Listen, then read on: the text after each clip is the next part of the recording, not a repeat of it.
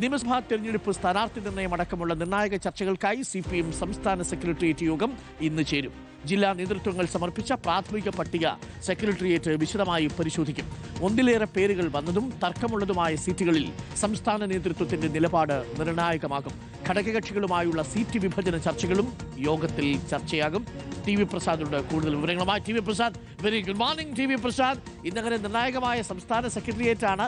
Polling bureau അടക്കം ഇന്നലെ കഴിഞ്ഞു. ചില തീരുമാനങ്ങളും ധാരണകളും ഒക്കെ ആയിട്ടുണ്ട്. ഉറപ്പുള്ള സീറ്റുകളിൽ 2 ടേം, ഉറപ്പില്ലാത്ത സീറ്റുകളിൽ 2 ടേമിൽ ഇളവ് എന്നുള്ളതാണ് പൊതുവെ പാർട്ടി ഈ തെരഞ്ഞെടുപ്പിൽ ഉപയോഗിക്കാൻ പോകുന്നത്. പക്ഷേ പിണറായി വിജയൻ ഇക്കാര്യത്തിലും ഒരു ഇളവ് നൽകിയിട്ടുണ്ട് എന്നുള്ളതാണ്. സംസ്ഥാന സെക്രട്ടേറിയറ്റ് ഇന്ന് ചേരും. ഏറ്റവും നിർണായകമായ ചോദ്യം KK ശൈലജ ടീച്ചർ മട്ടന്നൂരിൽ മത്സരിക്കുമോ എന്നുള്ളതാണ്. കണ്ണൂർ ജില്ലാ സെക്രട്ടേറിയറ്റ് കൊടുത്ത പേരിൽ ശൈലജ ടീച്ചറോ തലശ്ശേരിയിൽ ഷംസീറോ ഇല്ല. ഈ കാര്യങ്ങളിലെല്ലാം ഇന്നൊരു അന്തിമ തീരുമാനമാകും അല്ലേ? Good morning.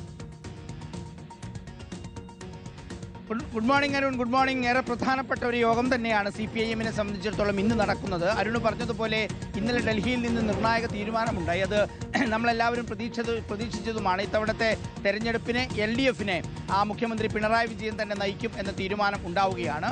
CPIM-ന്റെ സംഘടനാ രീതി അനുസരിച്ചാണ് സ്ഥാനാർത്ഥിത്വം പറയാതിരുന്നത്. അത് ഉറപ്പാണ്.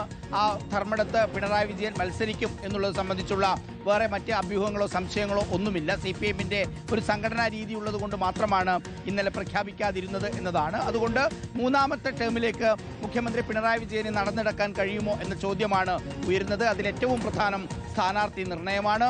സ്ഥാനാർത്ഥി നിർണയവുമായി ഏറ്റവും ഗൗരവമുള്ള ചർച്ചയിലേക്ക് CPIM-ന്റെ സംസ്ഥാന സെക്രട്ടേറിയറ്റ് ഇന്ന് കടക്കുന്നു എന്നുള്ളതാണ്. നമുക്കറിയാവുന്നതുപോലെ CPIM-ന്റെ സംഘടനാ രീതി അനുസരിച്ച് കീഴ്ഘടകങ്ങളിൽ നിന്ന് വരുന്ന പട്ടിക, ആ പട്ടിക പരിശോധിച്ചതിന് ശേഷം ഒരു അന്തിമ തീരുമാനത്തിലെത്തുക എന്ന പതിവ് രീതിയാണ് CPIM-നെ സംബന്ധിച്ചിടത്തോളം ഉള്ളത്. അങ്ങനെ അതാത് ജില്ലാ സെക്രട്ടേറിയറ്റുകൾ അവരുടെ നിർദ്ദേശങ്ങൾ CPIM സംസ്ഥാന സെക്രട്ടേറിയറ്റ് കൊടുത്തു കഴിഞ്ഞു. അതിലെ 2 പേരുകളിലാണ് ഏറ്റവും പ്രധാനമായി ഒരു സംശയം നിൽക്കുന്നത്. ആ പേരാണ് അരുൺ പറഞ്ഞത്. ഒന്ന്, മട്ടന്നൂരിൽ KK ശൈലജ അവിടെ മത്സരിക്കുമോ, അതല്ല ശൈലജ മത്സരിക്കുമോ, മറ്റേതെങ്കിലും മണ്ഡലം കൊടുക്കുമോ എന്നുള്ളത് പ്രധാനപ്പെട്ട ചോദ്യമാണ്. രണ്ടാമത്തേത്, നിലവിലുള്ള സ്പീക്കർ AN ഷംസീർ തലശ്ശേരി മത്സരിക്കുമോ എന്നുള്ളത് പ്രധാനപ്പെട്ട കാര്യമാണ്. അതോടൊപ്പം തന്നെ ഒന്നിൽ കൂടുതൽ പേരുകൾ വന്ന സംസ്ഥാനത്തെ പല മണ്ഡലങ്ങളുമുണ്ട്. ആ മണ്ഡലങ്ങളിൽ ആരാകും സ്ഥാനാർത്ഥി എന്നത് സംബന്ധിച്ചുള്ള ഗൗരവമായ പരിശോധന ഇന്നത്തെ സംസ്ഥാന സെക്രട്ടേറിയറ്റ് യോഗത്തിൽ നടക്കും.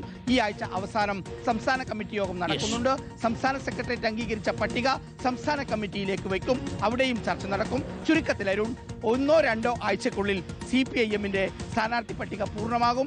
മാർച്ച് ആദ്യത്തെ ആഴ്ചയോ രണ്ടാമത്തെ ആഴ്ചയോ തെരഞ്ഞെടുപ്പ് പ്രഖ്യാപിച്ചാലും CPIM അതിന് റെഡിയാകും എന്നതിന്റെ സൂചന തന്നെയാണ് ഇന്നത്തെ യോഗം വരും. Okay, thank you TV Prasad. അപ്പോൾ പ്രിയപ്പെട്ട പ്രേക്ഷകരെ, ശൈലജ ടീച്ചർ മാത്രമല്ല, വിജയരാഘവൻ മത്സരിക്കുമോ, ജയരാജൻ മത്സരിക്കുമോ, തോമസ് ഐസക് ഇക്കുറി മത്സരിക്കുമോ, ചോദ്യങ്ങൾ ഒരുപാടുണ്ട്. എല്ലാത്തിനുമുള്ള ഉത്തരം ഇന്ന് സംസ്ഥാന സെക്രട്ടേറിയറ്റിൽ ഉണ്ടാകും.